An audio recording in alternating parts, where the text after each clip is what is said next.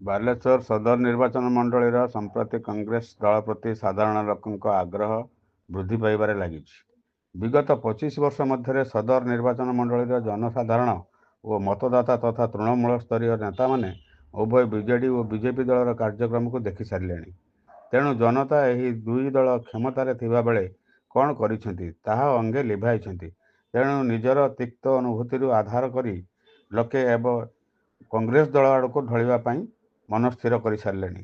ଏହି ପରିପ୍ରେକ୍ଷୀରେ 26 ତାରିଖ ମଧ୍ୟାହ୍ନରେ ଦଳ ଯୁବ ନେତା ଶରତ କୁମାର ଲେଙ୍କାଙ୍କ ଉଦ୍ୟମ କ୍ରମେ ଏକ ମିଶ୍ରଣ ପର୍ବ ଓ ଜିଲ୍ଲା ସଭାପତିଙ୍କ ସମ୍ବର୍ଦ୍ଧନା କାର୍ଯ୍ୟକ୍ରମ ଅନୁଷ୍ଠିତ ହୋଇଯାଇଛି।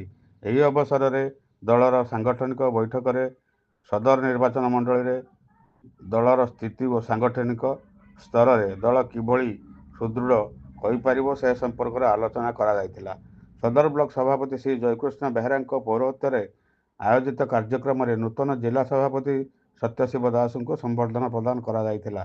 ପରେ ବିଜେପି ଓ ବିଜେଡିରୁ ଆସିଥିବା 6 ଜଣଙ୍କୁ ଆନୁଷ୍ଠାନିକ ଭାବେ କଂଗ୍ରେସ ଦଳରେ ସାମିଲ କରାଯାଇଥିଲା। କସାଫଳ ପଞ୍ଚାୟତର ବରିଷ୍ଠ ସଂଗଠକ ଶିବାନନ୍ଦ ପାତ୍ର, 29 ନମ୍ବର ୱାର୍ଡର ପୂର୍ବତନ କାଉନସିଲର ମୁନ୍ନା ସ୍ୱାଇଁ, 25 ନମ୍ବର ଜୋନ୍ର ବିଜେପି ଦଳ ପୂର୍ବତନ ସଭାପତି ଅନନ୍ତ ମହାପାତ୍ର, ବାଲେଶ୍ୱର ପୌରପାଳିକାର ସମାଜସେବୀ ସାହିବା ଆକ୍ତର, ସିନ୍ଧିଆର ସୁକାନ୍ତି ଦାସ, ବଇଞ୍ଚା ପଞ୍ଚାୟତର ଦାମୋଦର ତରେଇ ପ୍ରମୁଖ ନିଜ ସମର୍ଥକଙ୍କ ସହିତ କଂଗ୍ରେସ ଦଳରେ ସାମିଲ ହୋଇଥିଲେ।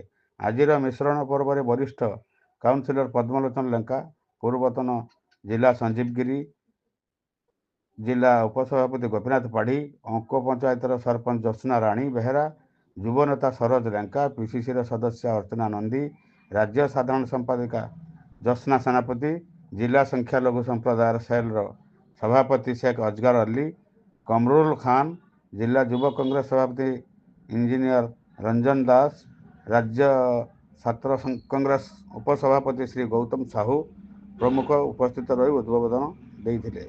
ଅନ୍ୟମାନଙ୍କ ମଧ୍ୟରେ ଲିପୁ ମିଶ୍ର, କମଳା ମଲ୍ଲିକ, କମରୁଲ ଅଲି ଖାନ, ପ୍ରତ୍ୟୁଷ ମହାପାତ୍ର, ହରିଶ ମାଇତି, ଶ୍ରୀକୃଷ୍ଣ ଗିରି, ମୋବାରକ ଅଲି ଖାନ, ମନୋରଞ୍ଜନ ନାୟକ, ଲମ୍ବୋଧର ଜେନା ଓ ଜ୍ଞାନେନ୍ଦ୍ର ମହାନ୍ତି ଶ୍ରୀକାନ୍ତ ବାଗୁଡ଼ାଇ ଉଦ୍ବୋଧନ ଦେଇଥିଲେ।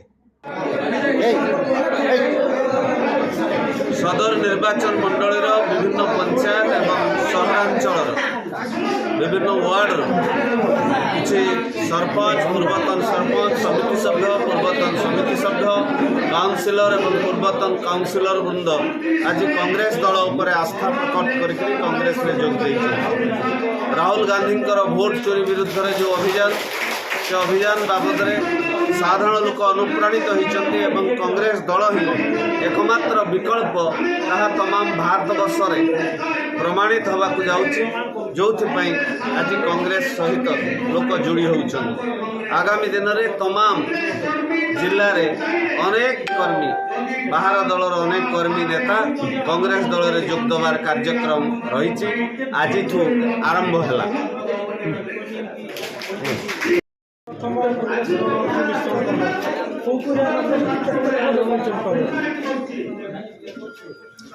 এটা প্রথম মিশ্রণ পর্ব সত গত নির্বাচনের লোক মানে গোটে ভরসা করি বিজেপি দলক দিয়ে ভোট, বিজেপি দলক নদী বিজেপি দলক বুঝাইলে ভরসা করলে গত 14-15 মাস সে জাঁগলে যে এ দল গরিব লোক ভোট বড় বড়িয়া ধনী লোক। তেণু ଆପଣ ମାନେ ଆଜି ଦେଖୁଥିବେ ପୂର୍ବତନ ସରପଞ୍ଚ, ପୂର୍ବତନ ସମିତି ସଭ୍ୟ, ରନିଂ ୱାର୍ଡ ମେମ୍ବର ସମସ୍ତେ ଆସିକି ଜଏନ୍ କରୁଛନ୍ତି। ଏଇଥିପାଇଁ ସେମାନେ କଂଗ୍ରେସର ନୀତି ଆଦର୍ଶ, ରାହୁଲ ଗାନ୍ଧୀଙ୍କ ନୀତି ଆଦର୍ଶକୁ ଭରସା କରି କଂଗ୍ରେସ ଜଏନ୍ କରୁଛନ୍ତି। ଆଗକୁ ବି ଆପଣମାନେ ଦେଖତେ ପାଇବେ ବହୁତ ଶୀଘ୍ର ବହୁତ ଜୋନ୍ରୁ ବହୁତ ଆଡ଼ୁ ଲୋକ ସମସ୍ତେ କଂଗ୍ରେସ ଦଳର ଜଏନ୍ କରିବେ ଆଉ କଂଗ୍ରେସ ଦଳ ସୁଦୃଢ଼ ହେବ ବାଲେଶ୍ୱର ସଦର।